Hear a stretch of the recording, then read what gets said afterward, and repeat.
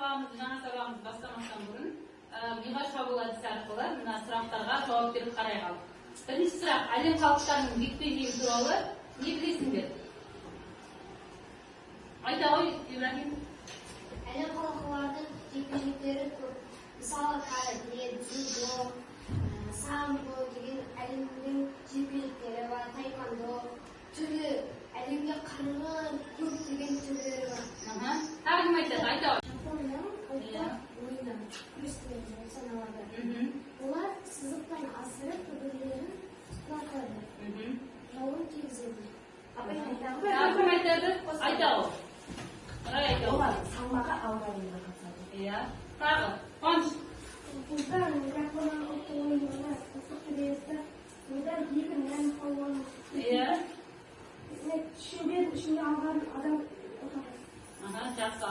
Бүгінгі енді сумо күресі туралы айтып жатыр. Сумо күресі Жапон халқының ұлттық ойын екен, жарыс екен. Жақсы.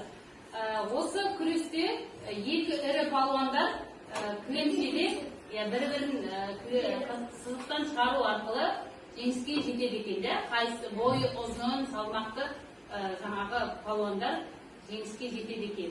Енді осы сабағымызды осыдан шығатын робо-сумо деп айтып жатыр ғой. Бүгінгі сабағымыздың тақырыбы робо-сумо. Осы Жапонның сумо күресіне ұқсастырып негізделіп жасалған робо-сумо деп айтылады екен. Осы робо-сумо бұл жерде біздер нені жарыстырамыз? Роботтарды жарыстырады екенбіз. Бүгінгі сабағымыздың мақсаты объектіні табу үшін ультрадыбыстық датчикті пайдалану және робот қозғалысын ұйымдастыруға арналған түс датчигін қолданады екенбіз. Енді келесі сіздерге қазір кинометатура әдісі арқылы үзінді көрсетемін, соны тамашалай қойыңдар. Ал енді бұл жарыстың да, робо-сумо жарысының өзіндік ережелері бар. Ережелерін жеке-жеке тоқталып өтейік. Робо-сумо жарысында қатысатын робот толықтай дербес робот болу қажет, және де қара сызығынан сыртқа шығуға мүмкіндік бар, ауыстырғанның күші яғни салмағы 1 килограммнан төмен болу қажет. Ал енді әр кезең 3 минуттан тұрады, яғни 3 раунд болатын болса 3 минуттан. Ол келіп 9 минут ішінде біз бір робот-сумо жарысын өткіземіз. Жарыста өтетін алаңға, яғни роботтарға қойылған талаптарды білесіз, робот алаңдарының, яғни жарыстың өтетін алаңын жасауымыз қажет. Ол жарыс өтетін алаңдарды жасау барысында түсі міндетті түрде бос болу керек, яғни шекара сызығына түсі қою қара толы. Мына жерге назар аударатын болсақ, өзіңізге байқаңыз, яғни түсі бос және шекарасының қозғалысы қара. Шекара сызығының ені миллиметрден асу қажет, және диаметрі шекара сызығының іші 1 метр болу қажет. Шеңбердің ортасы қызыл түспен белгіленуі керек, ол яғни жарыстың басталуы. Бұл жерде роботтар бір-бірін ығыстырып, яғни қай роботтың датчикте мықты екені сонымен қатар қандай командалардың енді роботқа жарысқа дайындап болған кезде қойылатын бірнеше талаптар бар. Робот оларға айтылатын жерде болуы, ең үлкен болғанда роботтың ені 25 сантиметр, ал сантиметр, ал ені 25 сантиметр. Енді роботтың салмағы жоғарыда өткен 1 килограмм болды. Егер де салмағы одан артық кететін болса, бұл роботтарды қолданбайтынымыз болады. Тәттілі роботтың ал енді робот қойылатын кезде жеке-жеке алгоритмдер бірнеше алгоритмдер тоқталып кейіп, робот бір орында арқылы объектіге қабыл жасайды, және робот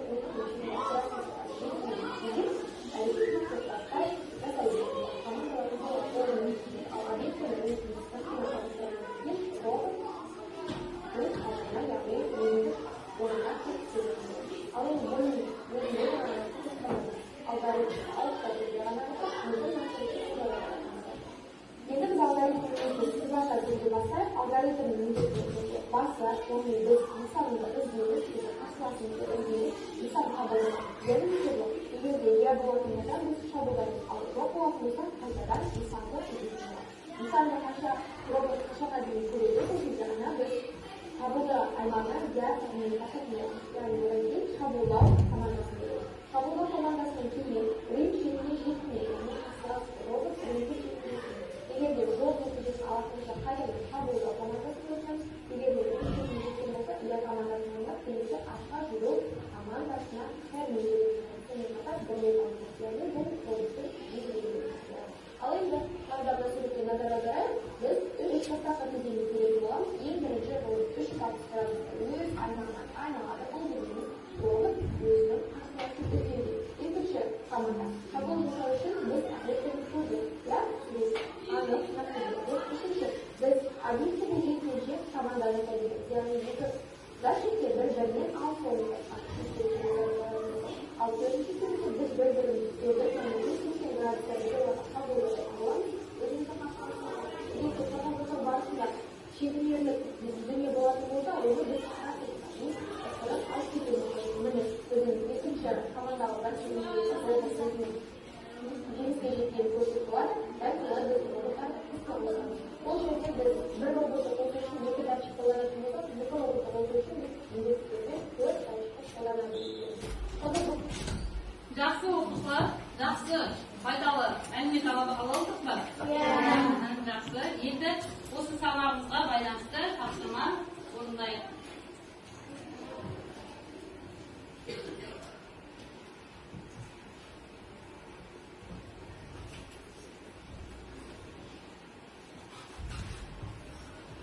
Енді кім жылдам әдісі арқылы бұл жерде алдарыңызда компьютерлеріңізді қосыңыздар. Робот-соманың программасын құрастырып қарайық. Тарысқа арналған программасын жасаймыз. Иә.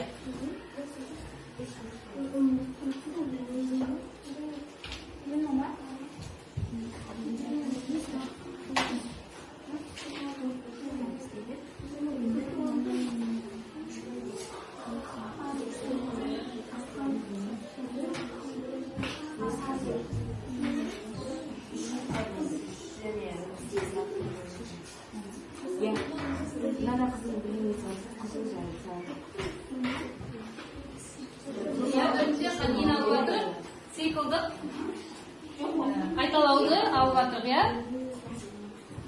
Түсінікті болып жатыр ма? Оңай екен программа құру.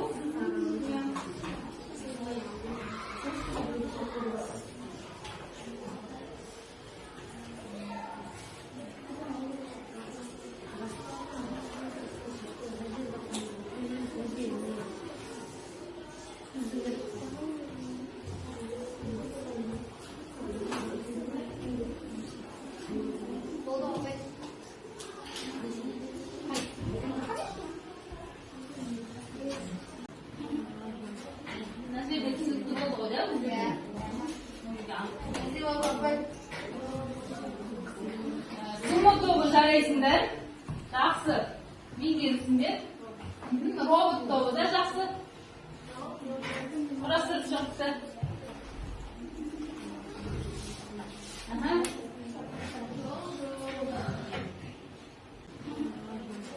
Мына жерде түсінікті болды ғой, да бізге?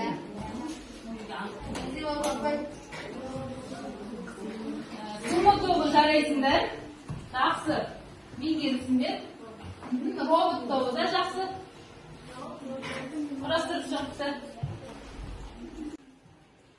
Жақсы. Датчик тобы да жақсы құрастырған екен программаны.